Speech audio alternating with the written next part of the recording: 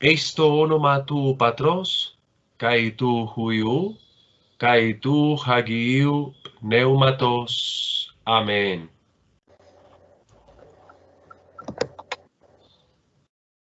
De la carta a los opros Filipesius.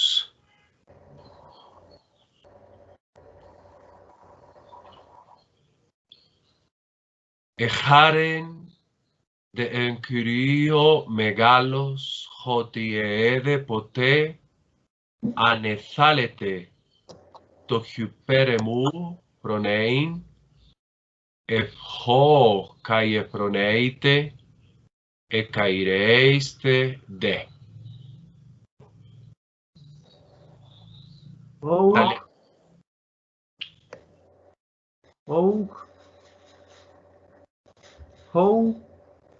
Hoti kad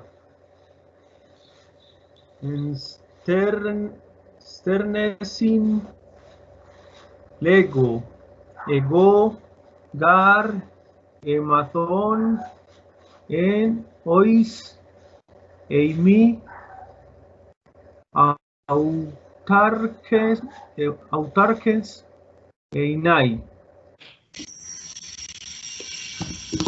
Oidakai tapeinus thai, oidakai periseuen en pantikai en pasin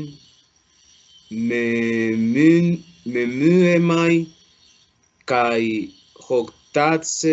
hoctatzestai kai peinan kai periseuen kai justereistai.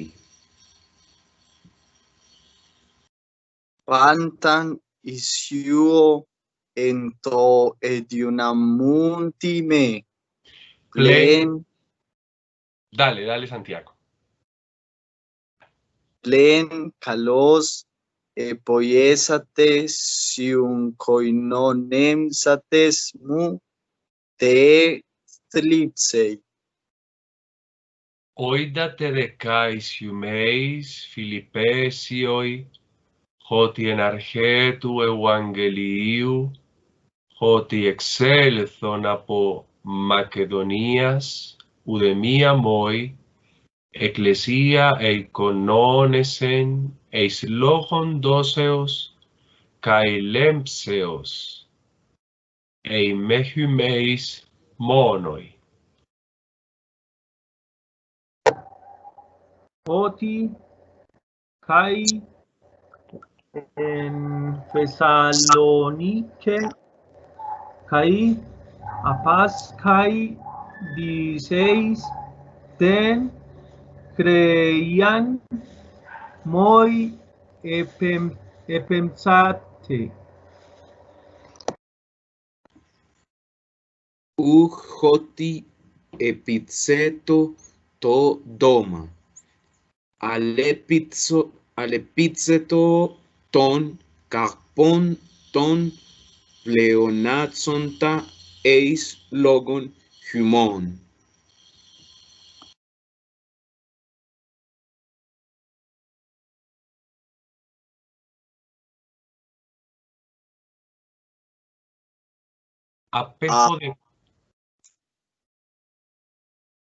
Es que está un poquito lento, pero ya me llegó.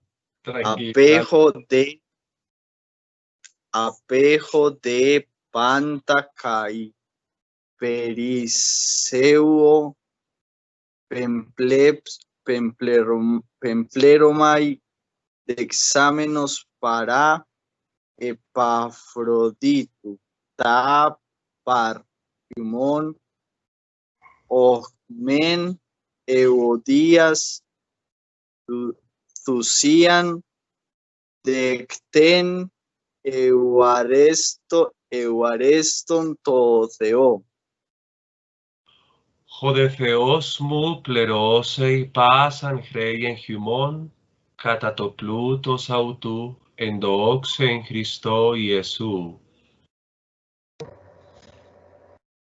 Toi de Theo kai patri Emon he doxa eis tus aionas ton haionon. Amén. Aspasaste pantahagion en Cristo Jesús.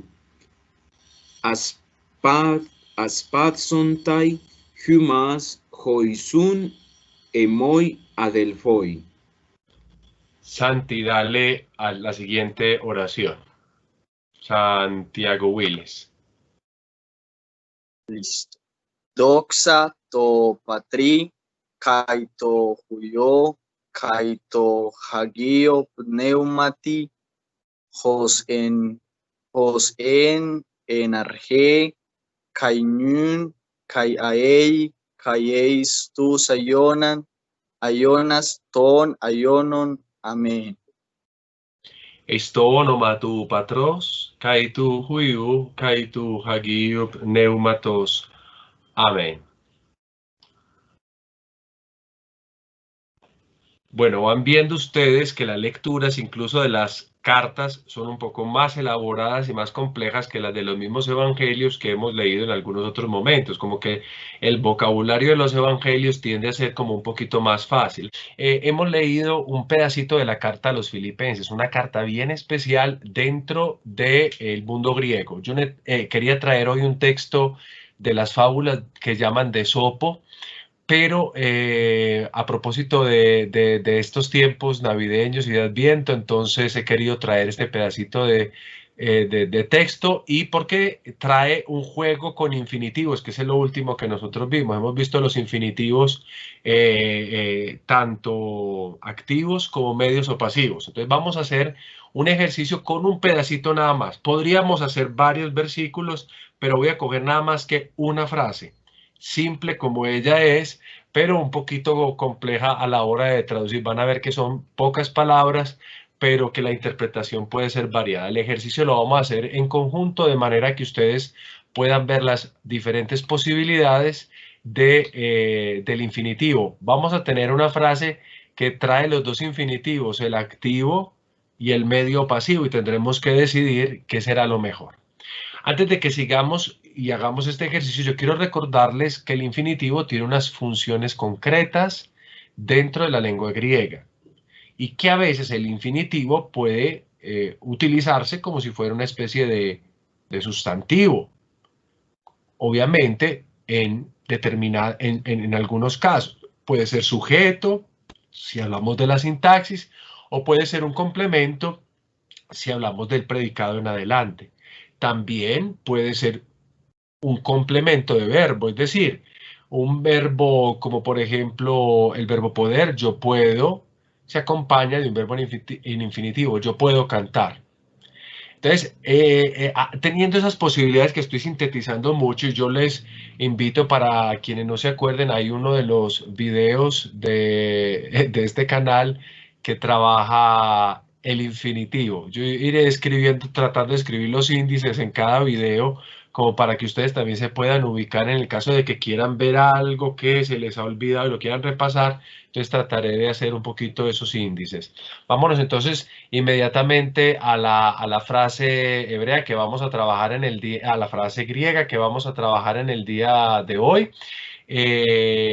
Aquí se las voy a presentar, y es tomada de este texto que nosotros hemos apenas leído dentro del contexto de la oración. Como la vez pasada, aquí hay palabras que conocemos y hay palabras que no conocemos.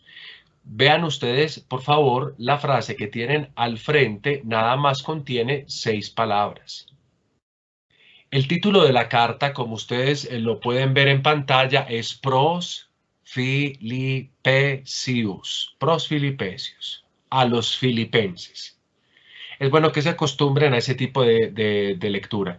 Cuando decimos pros, esa es la preposición que casi siempre va a acompañar a todas las cartas dentro del Nuevo Testamento. Van a comenzar con pros. Y como es pros exige como ustedes lo verán, o como ustedes ya lo han visto en el capítulo de las preposiciones, y si no, pueden ver la última lección que hicimos ya como curso, Pros es preposición que obviamente rige algunos casos. En este caso está rigiendo el caso acusativo plural. Pros filipesius. Yo creo que yo dije ahorita de manera... No, perdón. Ya estoy yo enredado. Pros filipesius es la forma correcta de la acentuación. El acento sobre la iota. Ahí ven cómo es de complejo cuando uno se va habituando a leer en minúscula cuando el griego y la mayoría de documentos de la antigüedad están escritos en manera mayúscula. La manera minúscula nos ayuda tanto porque trae todos los signos y todos los acentos, pero conociendo la regla del acento yo no podría decir profilipesius, por acuérdense de aquel tema del trisilabismo, que el acento puede estar en la penúltima sílaba a condición de que la última sea breve, y como no es breve, entonces tengo que moverme hacia la siguiente sílaba. Entonces, por eso es pros filipesius. Capítulo 4, versículo 12, e incluso un fragmento del versículo 12. Dani, ya que tú no estuviste en la oración, danos la gracia de leer estas dos proposiciones que tenemos acá. Bueno. Oída kai tapeinusai, oída kai periseuen. Muy bien. El acento, recuerda que es un acento circunflejo sobre un diptongo oi, entonces la fuerza la hago en la omicron. Oida kai tapeinusai, oida kai periseuen. Hago esta última palabra lenta para que se sienta como el acento se marca sobre la vocal débil, pero la fuerza se hace en la primer vocal. Periseuen.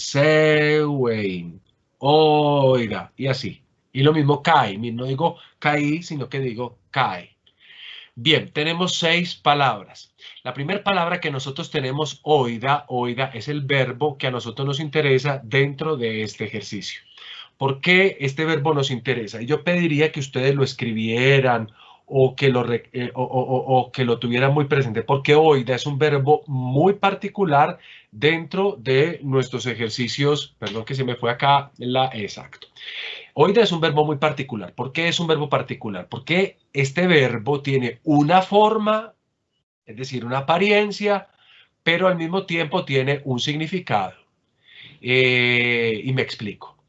Como ustedes ven acá, oida, aquí lo tienen abajito, lo traducimos generalmente con nuestros conceptos saber, conocer, reconocer, identificar. Bueno, hay muchas maneras de traducirlo. He traído nada más estas dos, que son las que mayormente se utilizan a la hora de traducir oida. Oida es una forma estándar. No sé qué se cayó por acá, pero en todo caso, oida es una forma estándar. Esa forma estándar es bien interesante porque como forma o como apariencia nosotros todavía no hemos visto eso. Tiene la apariencia de un perfecto, pero con significado en presente. A ver, el presente, recuerden que ustedes ya saben qué es, pero cuando yo hablo de perfecto estoy hablando de un evento que comenzó en el pasado y cuyos efectos se quedaron allá. Eso lo llamamos perfecto. Lo contrario, recuerden, es el imperfecto, algo que comienza en el pasado y cuyos efectos todavía verificamos en el presente. Se llama perfecto porque ya fue una cosa que ocurrió. Su aspecto es que ya se ha cumplido la acción. Sin embargo, mire lo que dice acá, es una forma perfecta, pero realmente lo traducimos con un valor activo presente. Y esa es la forma de la primera persona, singular. Si es una si es un significado de primera persona, singular, indicativo presente, ¿cómo sería la traducción de oida en este texto y en todos los otros? Porque es una palabra que se repite muchísimo y por eso les invito a que la escriban y de una vez la aprendan, la asimilen, porque la vamos a encontrar muchas veces. Yo sé sería, muy bien, yo sé o yo conozco. Ahora ya nosotros tenemos prácticamente la idea.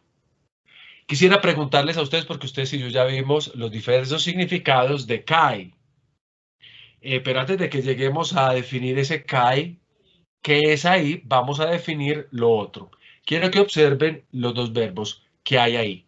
Ambos son verbos en una categoría, perdón, ambos son verbos en unos modos y tiempos particulares. Abajo ustedes ven tapeinó, humillar, o en voz media lo podemos traducir como vivir en pobreza. ¿Cómo podemos hacer el análisis morfológico del verbo que hay acá? ¿Cuál sería el análisis morfológico correcto? Aquí tenemos verbo. ¿Qué más tendríamos? ¿Cómo, perdón, hijo?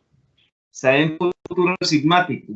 Parece futuro sigmático por el hecho de que tengo una sigma, pero no hay nada en nuestro futuro sigmático que termine en ese zai.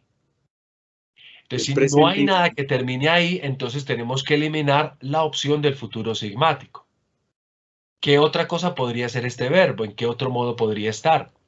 En presente infinitivo medio pasivo padre, ¿no? Exacto, podría estar es un verbo presente, infinitivo, ese es el modo, y aquí tendremos que definir si es medio o si es pasivo. ¿De qué verbo viene? Viene del verbo tapeinó. Bueno, entonces aquí vamos a dejar por el momento y nos vamos a ir hacia el final para tratar de definir esto de acá y después intentar digamos, una traducción medio decente. Periseu ein, ¿qué sería periseu ein? Miren abajo el significado. Periseuo es un verbo aumentar, abundar. Aquí voy a colocar verbo. ¿Cómo sería el análisis morfológico de este verbo? En esta terminación ein que construimos nosotros. Muy bien, es un verbo en infinitivo. Nosotros nada más hemos visto los presentes, entonces el presente lo vamos a suponer presente infinitivo. ¿Qué voz es esta? Activo. Exactamente, es una voz activa del verbo que ustedes ven acá, periseuo, aumentar, abundar. Como ven, es una construcción extraña, pero ahorita les decía que el infinitivo tiene diversas, digamos, funciones, y una de ellas es completar un verbo servil, como poder, deber, y en este caso, saber. Yo sé que, es la pregunta que uno se haría, porque si traduzco oida con primera persona del presente indicativo, aunque la forma es un perfecto, yo digo, yo sé esto, yo sé lo otro. Eso sería más o menos la estructura de esta clase de verbos. Vamos a tratar de traducir, pero antes de eso yo quisiera decirles algo. Ese kai, ¿ustedes qué creen? Vayan pensándolo, no me hayan respondido todavía. Pero primero vamos a hacer la traducción sin el kai. Bueno, tenemos una forma media o pasiva. ¿Cómo es que traducimos las formas medias? Como si fueran reflexivas. ¿Cómo traducimos las formas pasivas? Pues lo sabemos. Entonces vamos a tratar de hacer el ejercicio traduciendo ambas formas. La primera es, yo sé, tapeinusfai, que viene del verbo tapeinó, que significa humillar, o en voz media significa vivir en pobreza. Lo mismo podría ser, yo sé vivir pobre, o yo sé vivir en pobreza, yo sé ser pobre, o yo incluso lo puedo traducir como una forma pasiva.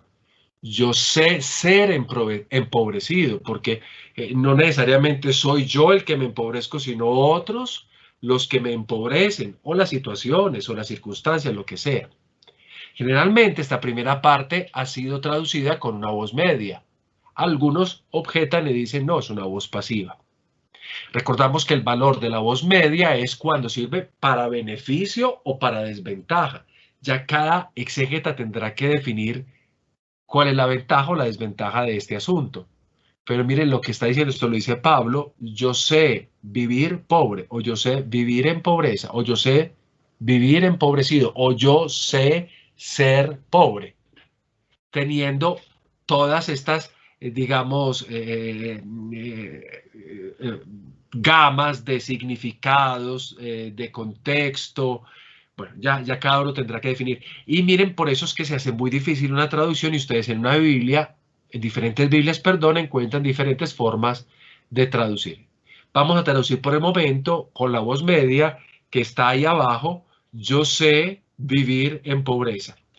Pero quiero que se den cuenta que la perífrasis vivir en pobreza traduce un solo concepto, que es ese que ustedes tienen ahí. Ta peinusfai. Yo sé vivir en pobreza. Ahora vamos a lo otro, y esa sí me la traducen a ustedes. Teniendo esta primera idea en cuenta, ¿cómo podríamos traducir la segunda parte?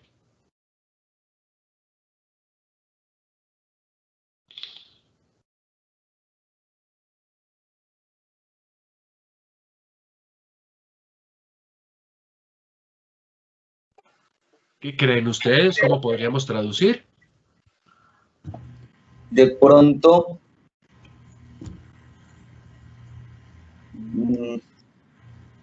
yo sé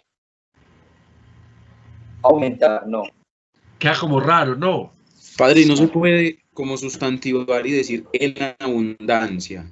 Exactamente. Ese es el juego de la traducción. Pero sé, Porque para el griego es muy claro eso, pero para nosotros, hijos de No. otra lengua, no. Entonces nos toca ver varias cosas. La primera es que se está haciendo una comparación de opuestos. Yo sé vivir en pobreza, yo sé vivir en abundancia. O yo sé vivir siendo empobrecido, yo sé vivir siendo enriquecido. Hay muchas maneras de traducir. Pero entonces, ¿cuáles son los elementos que hay que tener en cuenta? Que se está creando un contraste y el contraste nos ayuda a aclarar los diferentes significados. Yo he tratado de aclarar el primero porque es un poco complejo, pero con el primero ya podemos tener la lógica del segundo. Como ven, las traducciones nunca son fáciles y nunca se pueden hacer de manera literal, porque si lo hacemos de manera literal, puede que esté bien, pero no es claro. Y al no ser claro, entonces, ¿qué significa? Yo sé vivir en pobreza, yo sé aumentar. La pregunta que uno se podría decir es, ¿aumentar? ¿Y aumentar qué? Entonces uno podría decir, es un contraste, porque primero se dijo pobreza y ahora se está hablando de algo que no es pobreza, sino que algo que es el más, puede ser la riqueza. Entonces, algunas traducciones dirán, yo sé vivir en pobreza, yo sé vivir en riqueza. Y ahora la pregunta que les hago a ustedes es, ¿Kai? ¿Qué valor le damos a Kai? Generalmente lo hemos traducido como una conjunción copulativa y basta. O sea, lo traducimos como una I o como una O. Pero también tiene otra traducción que la hemos visto en nuestros vocabularios. Y esa traducción es de pronto la más correcta acá. ¿Qué creen ustedes? Ese Kai, ¿qué función tiene acá? Ahora sería también, ok. Muy bien, sería también, lo cual enfatizaría el contraste. Yo también sé vivir en pobreza. Yo también sé vivir en abundancia. Mire lo que hace el griego pone kai y kai, y suena como poético. Y de hecho, yo creo que nosotros deberíamos leer, pero esto es una opinión personal, esto no es opinión de otros, es mi posición. Deberíamos leer esto desde el rigor de la poesía.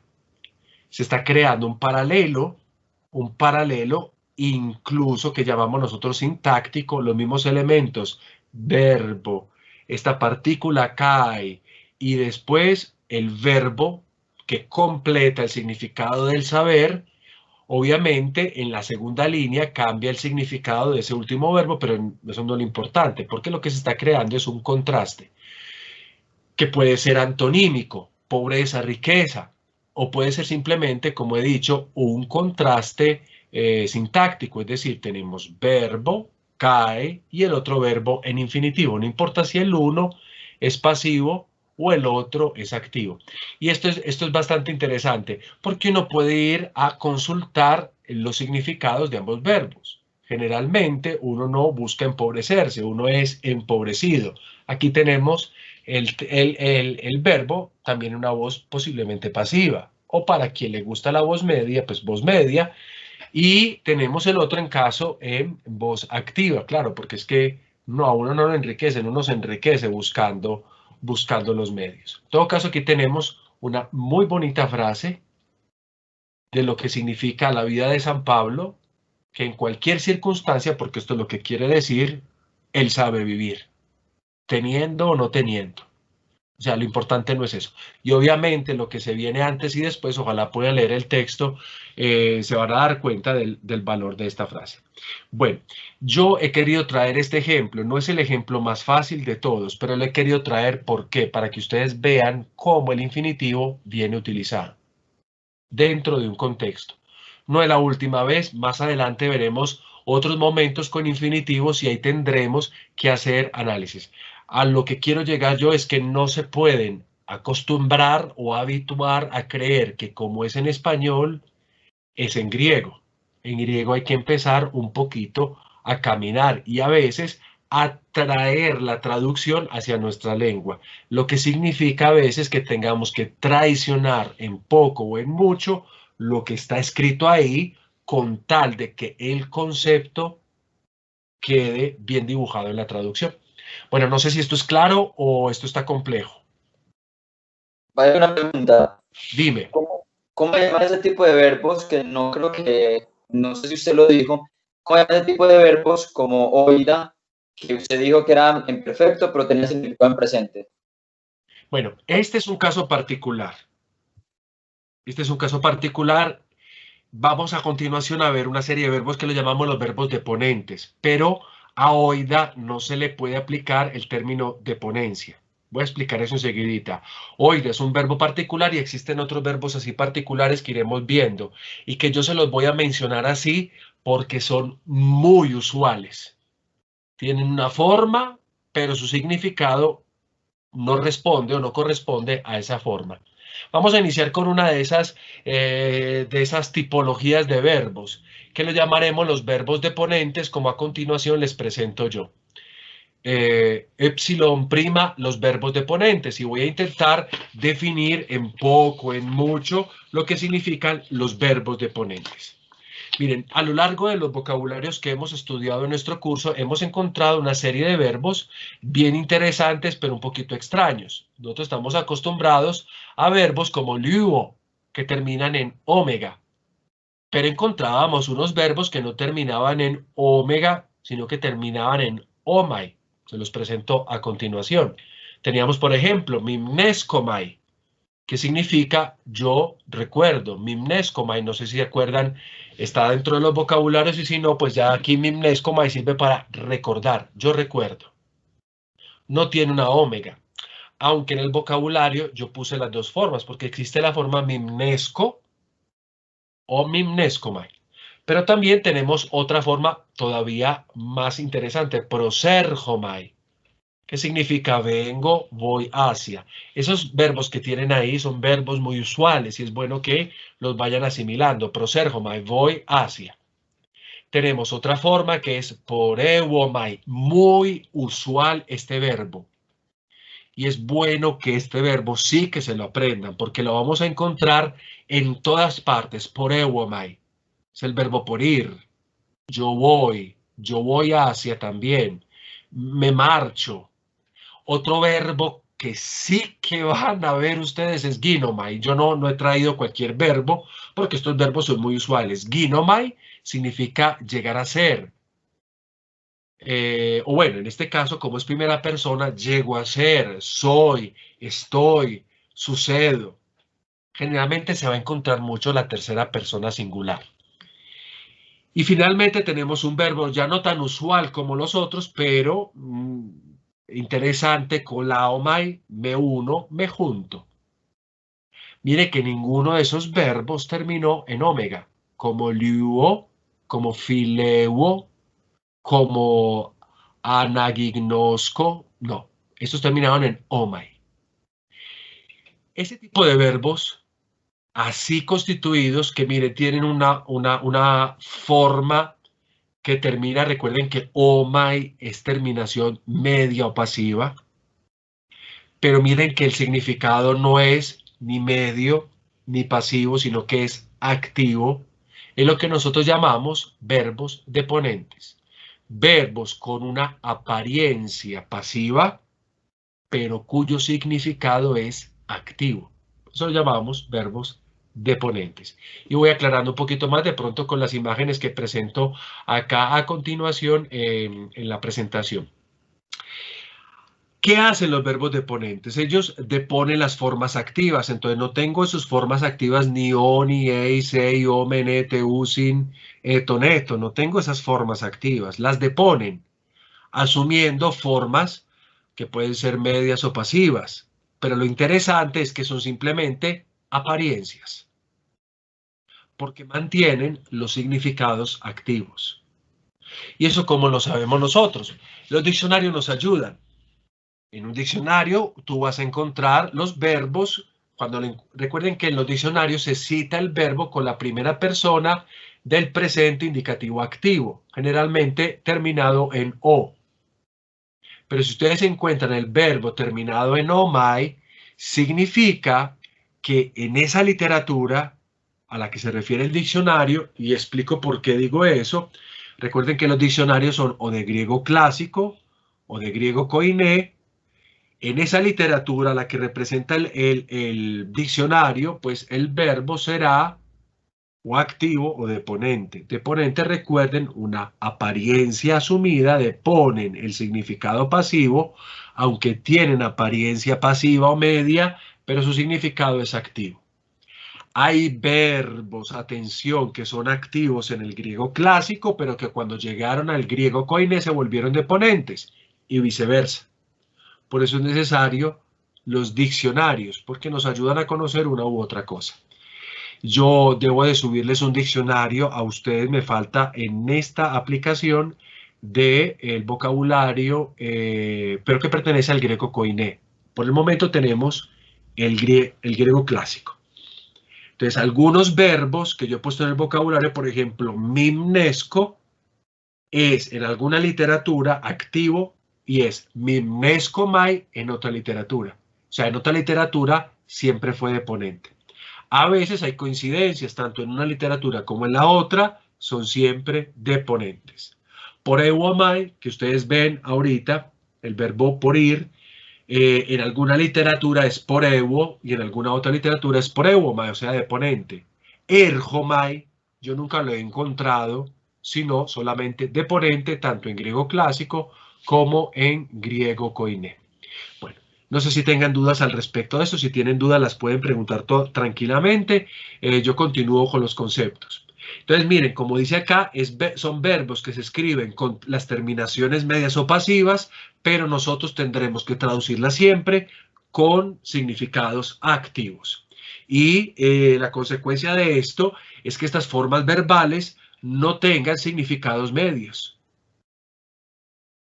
pero sí pueden tener significados pasivos. Llegaremos a ese punto, cuando un verbo deponente no es activo, sino que es pasivo. Algunos, no siempre. Eso lo podremos distinguir en algún momento de nuestro estudio. Ahora, yo quiero aclarar una cosa, que cuando yo pregunto por la diátesis, ustedes no me tienen que decir, no tienen que pensar que es una cuarta diátesis o una cuarta voz, porque es la voz activa. Solamente que cuando yo diga diátesis, ustedes me dirán deponente. ¿Por qué? Porque así yo sabré que se refiere a la voz activa, pero con la forma media o pasiva. No es una cuarta voz, repito, porque es una voz activa. Solamente que es una voz activa con apariencia media o pasiva. Entonces no se trata de ninguna cuarta voz. En la descripción morfológica ustedes tienen que decir que es deponente. No hay normas para establecer cuándo un verbo de estos es o no es deponente. Eso no existe. O sea, no me tienen que preguntar cuándo sí lo es, cuándo no lo es, porque realmente no existe una regla, una norma que así lo establezca. Sí he dicho que en el griego clásico algunos verbos activos de allí son deponentes en el coiné y viceversa, eso significa que no hay una norma, más bien hay una utilización, un uso de las expresiones. Y por eso es que cuando se hacen análisis de textos hay que tener muy en cuenta ese texto de dónde es, cómo se compuso, en qué circunstancias, para poder hacer una traducción completamente o lo más correcta posible. Esto ya lo he dicho acá, lo que ustedes ven en pantalla, que muchos verbos que son deponentes de una lengua no necesariamente lo son en la otra. Esto implica que tengamos que aprender. Entonces, a continuación, yo les voy a presentar o vamos a construir el paradigma y con esto concluimos, pues, nuestro ejercicio del día de hoy, que es construir los verbos deponentes en el presente, en el imperfecto, en el imperativo y en el infinitivo, porque son, digamos, los modos y tiempos que hemos estado estudiando hasta el momento actual. El futuro todavía no lo marco, pero es un futuro muy fácil, porque ustedes tendrán que recordar el futuro sigmático, simplemente habrá que meter un sigma y basta. Pero no lo voy a tocar todavía, lo tocaré en un futuro. En un futuro tocaré el futuro. Bueno, pero ahora vamos a ver hasta dónde llegamos. Es muy fácil, queridos muchachos. Ustedes saben el verbo, por ejemplo, bulomai, voy a proponer ese verbo, bulomai. Al verbo le voy a quitar su terminación. Si ustedes ya se aprendieron las terminaciones medio pasivas, ya esto lo tienen listo. Si no, pues vamos a repasar esas terminaciones ahora. Entonces, ¿por qué lo deben saber? Porque pues ya estudiamos los verbos medio pasivos. Entonces, las terminaciones ya deben estar acá, o al menos están en lo que ustedes tienen escrito. Si no, este es el momento para aprendernos esas terminaciones. Vuelvo a recordar, cuando vean estas terminaciones en un verbo, vayan al diccionario. Y en el diccionario consulten si se trata de un verbo deponente. Si no aparece ese verbo así, con omai, por ejemplo, bulomai y erjomai, eso significará que el verbo originalmente es con omega. Y entonces ahí sí va a funcionar como un verbo medio o pasivo. Bueno, comencemos entonces. Aquí voy a presentarles entonces el verbo bulomai. Lo voy a escribir de una vez para que de alguna manera lo tengan ya clarito. Bulomai es un verbo muy especial porque también es muy utilizado. Voy a colocar el tema bul. Y voy a colocar la terminación omai. Aquí tenemos el verbo como lo encontraríamos nosotros en nuestro diccionario. Atención, voy a colocar el acento sobre el diptongo, sobre la ypsilon, lo cual me da a entender que si separo en sílabas bu, lo, mai, me da a entender algo. Recuerden que aquí puede estar el acento a condición de que esta sílaba sea breve. Por tanto, en los verbos, el diptongo ai, cuando está al final, generalmente lo estamos considerando breve para efectos de la acentuación. Bulomai, bulomai. ¿Qué significa bulomai? Verbo servil, muy utilizado, significa yo quiero, yo deseo, yo planeo. Bueno. Estoy colocando muchos valores a esto. Nosotros tenemos otro verbo del querer, del desear, celo, yo deseo, celo, que está en nuestro vocabulario. Aquí tenemos otro, bulomai, yo deseo, yo quiero. Miren que nosotros también tenemos dos verbos para expresar casi que la misma idea. Yo quiero es un verbo, yo deseo. En griego existe lo mismo, celo, bulomai, verbos sinónimos. Bien. Entonces, la segunda persona, voy a hacer exactamente lo mismo. Perdón, aquí escribí sin necesidad el tema, que lo voy a volver a borrar para que se vea clarito.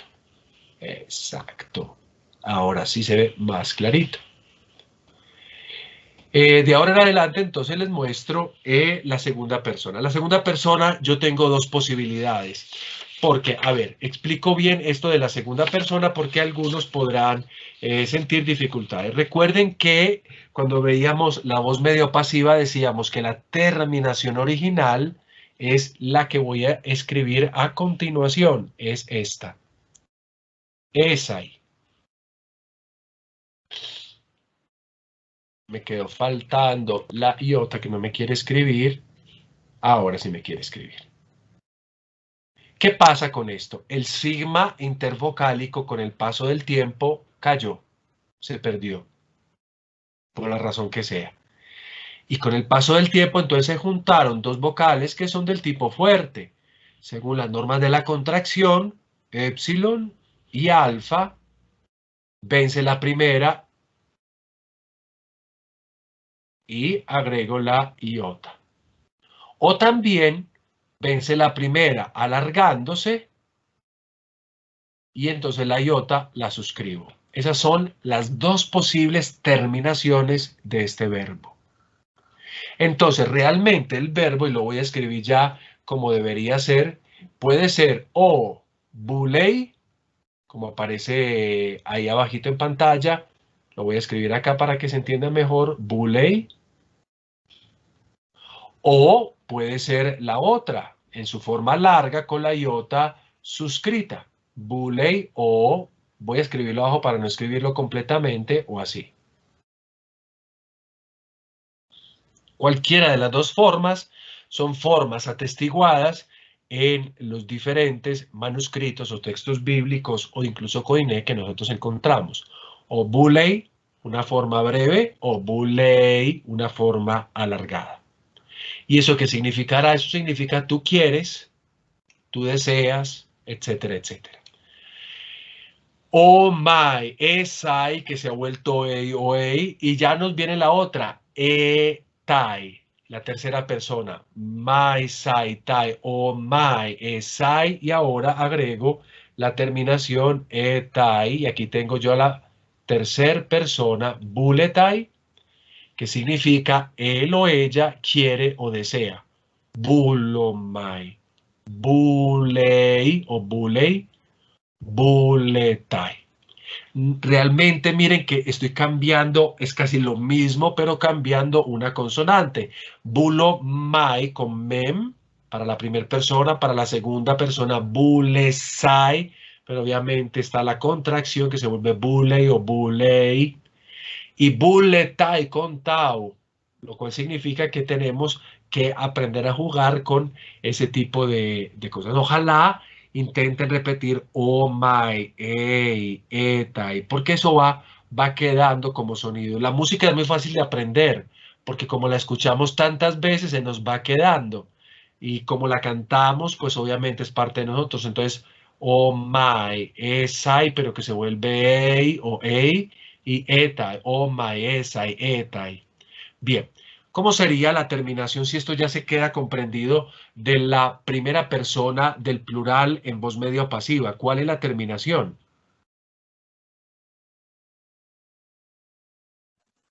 Bulomeza. Bulómeza sería. Bulómeza.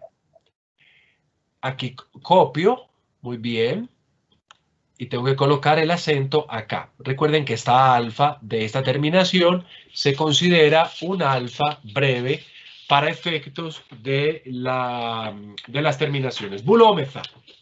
Bulómeza, que traduciremos en este caso, como también lo sabemos, por nosotros queremos o nosotras queremos, dependiendo de a quién se refiera, si a un hombre, a un grupo de hombres o a un grupo de mujeres. Bulómeza.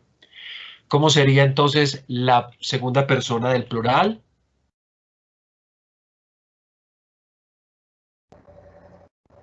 Bulomeste. Atención, no bulómeste, sino bulesfe. Ah, Exacto. Recuerden que el tema es bull y a bull le agrego lo otro, bulesfe. Vosotros queréis, vosotros deseáis, bueno, como ustedes quieran traducirlo, no hay ningún problema. Repito que este verbo se encuentra considerables veces y vale la pena tenerlo en nuestro registro, porque estos son de los verbos que usualmente se encuentran en los textos Koiné, textos clásicos. Bulesfe. Repito, bulomai, bulei o bulei, buletai, bulomeza. Recuerden que el acento lo tengo que pasar de donde estaba hacia la ómicron por el hecho mismo de que se han aumentado las sílabas. Y bulesfe. Vosotros queréis, vosotros deseáis. Y ahora vamos al final, tercera persona plural. ¿Cómo debería ser la tercera persona plural?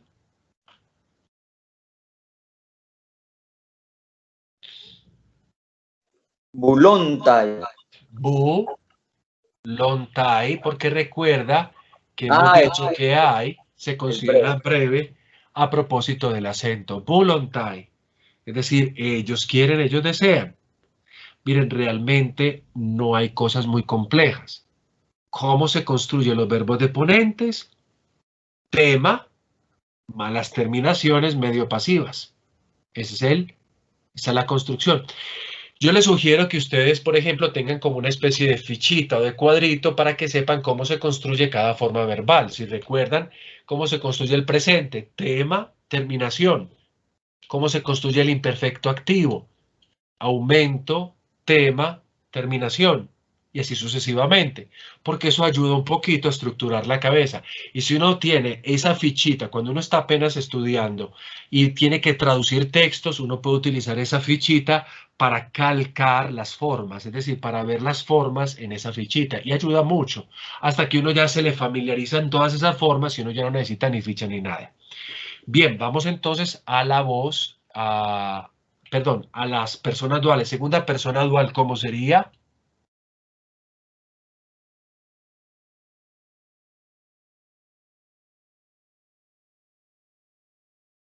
Recuerden que así es la segunda persona dual. Muy bien. Bulleston. Bulleston lo traduciríamos como vosotros dos queréis, vosotros dos deseáis. Y finalmente la tercera persona es exactamente igual a esta persona. Entonces no hay ningún problema. Vuelvo a escribir la persona, la tercera persona, escribo la terminación que es exactamente igual. Y aquí significaría ellos o ellas dos quieren o desean. Entonces miren que si ya aprendemos una sola forma, hemos abarcado varias conjugaciones verbales.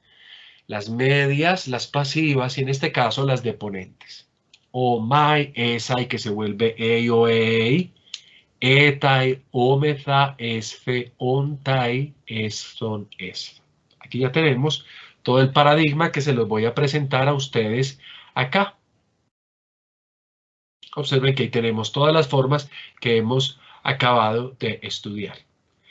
Una cosa maravillosa porque ven que el griego es aprender a usarlo.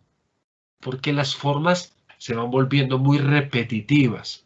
Pero hay que aprender es hacer las distintas, digamos, construcciones. Una vez se hacen esas distintas construcciones, pues ya todo se maneja como si no hubiesen problemas. Vamos a concluir con lo otro, porque yo no pretendo mucho abundar, pero quiero dejar los paradigmas construidos, de manera que ustedes tengan en algún momento tiempo de irlo repasando. Yo les he dicho que en la aplicación, esto lo intentaré colocar toda esta semana, hasta la 10ª lección, todo completico, para que ustedes, si tienen el Memrise, puedan trabajar ahí. Me han dicho que hay otras aplicaciones todavía más fáciles de acceder, pero he intentado y el problema es que los caracteres del griego no me dejan trabajar en esas otras aplicaciones. Entonces, por el momento, Memrise hasta que yo consiga una forma mejor para hacer más fácil la cosa. Bien, ahora entonces nosotros vamos a mirar acá las formas, pero en este caso ya del imperfecto, es decir, nos vamos para el tiempo, el aspecto temporal pasado. Exactamente hacemos lo mismo. Es decir, recuerden que el imperfecto, los tiempos imperfectos o históricos siempre tienen un aumento, esa es su característica, el tema, y vamos a colocar las terminaciones que ya sabemos nosotros de las voces medias o pasivas. Entonces no va a haber realmente ninguna dificultad. Comencemos entonces con la primera persona. Aquí ya he agregado el aumento que está en color verde y ahora estoy aquí agregando el tema. Y ahora vamos a agregar finalmente la terminación. ¿Se acuerdan cuál es la terminación del imperfecto de voz media o pasiva? Ese es omen. Muy bien, ese es omen. Entonces aquí lo agrego. Recuerden, muchachos, que el acento se debe colocar en un verbo lo más posible al inicio de la palabra. ¿Dónde debería colocar el acento?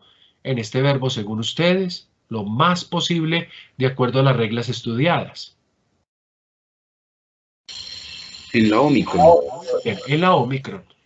Aquí lo tengo. Entonces yo esta forma la traduzco como yo quería o yo deseaba. Una forma imperfecta en español. Yo quería o deseaba. Cuando digo yo quería o deseaba, recuerden, en griego significa que todavía sigo queriendo y deseando. Eso no ha terminado. Hago este hincapié porque me parece que sí es importante, sobre todo que se familiaricen con este concepto, porque cuando lleguen entonces a traducir un texto y se encuentren con un imperfecto, sepan qué valor esto tiene. Yo quería, pero todavía estoy queriendo. O sea, el deseo comienza en el aspecto temporal pasado, pero sigue actuándose en el momento presente. Siempre la segunda persona va a ser problemática. ¿Por qué la segunda persona va a ser problemática? Porque como ya lo he expuesto en alguna otra ocasión, pues esta forma de la segunda ha sufrido una variación. Porque la forma originalmente era esta, eso. Esta era la forma original. Y en algunos textos de algunas tradiciones griegas se puede encontrar esa forma original, eso. Pero el sigma intervocálico cayó en desuso, quedando dos vocales fuertes. ¿Y en qué se convierten esas dos vocales fuertes cuando se aplican las leyes de la contracción? ¿Qué devienen ambas? El diptongo U es una excepción en la contracción. Épsilon y ómicron, o ómicron y épsilon, devienen U. Acá la coloco abajito. Por tanto, la forma que vamos a encontrar más, digamos, más veces es esta forma que en el tiempo fue quedando y la coloco acá, así. Bueno, yo quisiera que alguno me colocara el acento donde lo colocaría.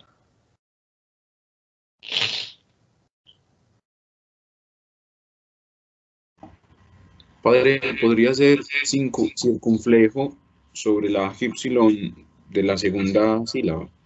Yo lo coloco circunflejo porque esto es una, como sabes tú, una sílaba larga. El acento circunflejo puede estar ahí a condición de que la última sea breve, pero la última no lo es. Como no es breve, entonces el acento, ¿cuál podría ser? Sería agudo. Agudo, muy bien. Un acento paroxítono. Eso no es, aquí vamos recordando todo hasta que todo se vuelva nuestro propio conocimiento y ya eso quede como si fuera la genética, que funciona prácticamente solita. Ebulu. Ebulu significa tú querías, tú deseabas.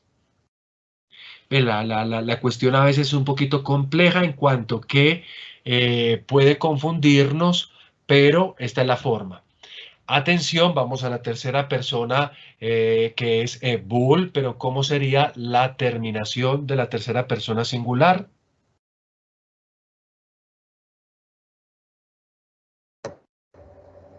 Esto. Muy bien, esto. ¿Y dónde coloco el acento?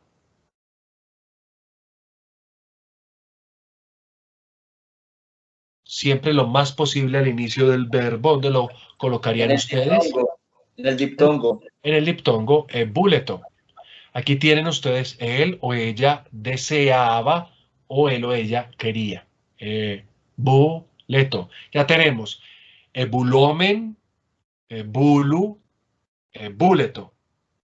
Omen, eto. Omen, ueto. Antes teníamos omai, ahora tenemos omen. Antes teníamos etai, ahora tenemos, perdón, esai, ahora tenemos eso. Mire cómo cambian las cosas. Es como un juego interesante entre el presente y el imperfecto. Antes era etai, ahora tenemos eto. Parece que todo se hubiera vuelto oscuro, con vocales oscuras al final. La forma de la primera persona la conocemos porque se quedó prácticamente como la del presente, entonces es ómeza. Y el acento pues lo tenemos que aprender ahí porque como es una terminación trisilábica, entonces no podemos agregar acentos en otra parte, sino ahí solamente. Ómeza, ebulómeza. Ebulómeza, recuerden que la vocal alfa al final se considera breve para efectos de la acentuación. Ebulómeza. Y ahora nos vamos nosotros a la segunda persona plural, que es exactamente la misma terminación del presente y bueno. Entonces coloco lo mismo, aumento tema y coloco la terminación es C. ¿Dónde coloco el acento?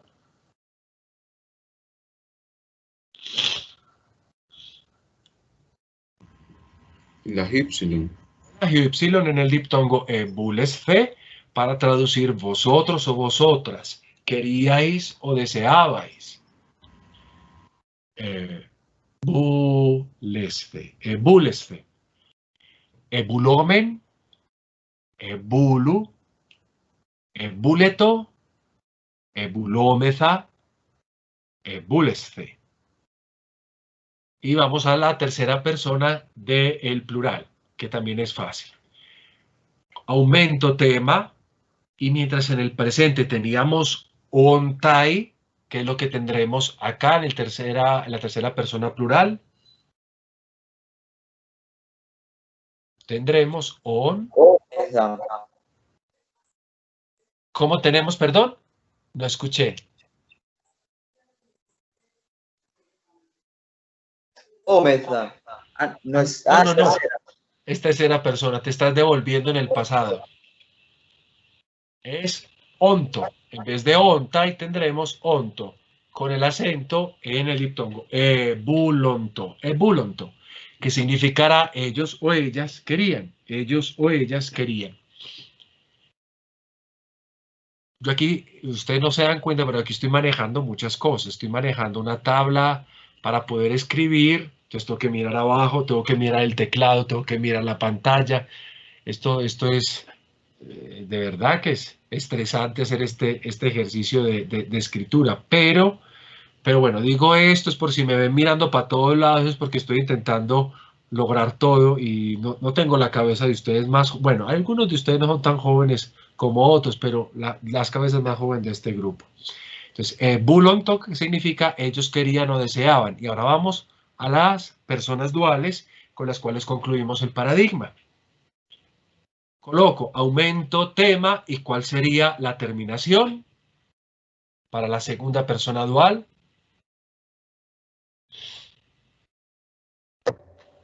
Eston. Muy bien. Ebuleston. Aquí tengo vosotros dos queríais o deseabais ebuleston y nos queda finalmente la tercera persona dual, que cuál sería la forma, la terminación, aumento, tema y hay un pequeño cambiecito porque en el imperfecto ya no repite en todo la segunda persona, sino que algo cambia. Bravo. Ebulesfen. Aquí he cambiado el acento porque termina en sílaba larga, luego no lo puedo dejar en la antepenúltima sílaba, se vuelve paroxítono. Ebulesfen, ebulesfen. Ellas o ellos dos querían o deseaban. Aquí tenemos prácticamente un paradigma del imperfecto de los verbos deponentes. Miren, verbos deponentes, formas medio pasivas o apariencias medio pasivas con significados todos activos. Y esto es una maravilla, porque prácticamente es saber dos cosas. Es saber todo lo de él, medio y el pasivo, pero acordarse de traducirlo con voces activas. Aquí está el paradigma completico. Ustedes lo tienen ahí ya. Tenemos todo el paradigma completo. Para no complicar mucho más las cosas, vamos a concluir acá. La próxima semana, la próxima vez que nos encontremos, recuerdo yo, estudiaremos lo que nos queda faltando, es decir, el imperativo y nos queda faltando el infinitivo de estas formas. Una vez hechas estas dos formas, haremos el futuro del verbo ser o estar, que no lo hemos estudiado todavía. ¿Por qué lo haremos? Porque el futuro del verbo ser o estar utiliza estas terminaciones, primero medio pasivas, luego deponentes, pero ya una vez habiendo aprendido eso, pues juntamos otra cosa y ahí tenemos ya una cosa, un tema en el que no tenemos que hacer la mayor dificultad. De hecho, lo voy a decir. Si yo quiero decir yo seré, diré esomai, omai. Si quiero decir él será, diré estai, tai. Si queremos decir nosotros o nosotras seremos, diré esomeza. Y así sucesivamente, con las mismas terminaciones. Esta clase, lección número 10, terminará con la sintaxis del sujeto. Veremos alguna serie de elementos sobre la sintaxis del sujeto y sobre otras conjunciones que todavía no hemos visto y que debemos también estudiar. Como esta vez, la próxima vez que nos encontremos, iniciamos con un ejercicio de traducción con esto que acabamos de ver, de manera que podamos recordar un poco. ¿A ustedes qué les queda repasar? Porque ya no es algo que yo ya no puedo manejar si no lo manejan ustedes. O sea, yo les doy esto, ya les queda a ustedes hacer el resto del trabajo. Bueno, yo les agradezco este ratico, deseándoles a todos desde ya una feliz conclusión del tiempo del Adviento y una feliz Navidad.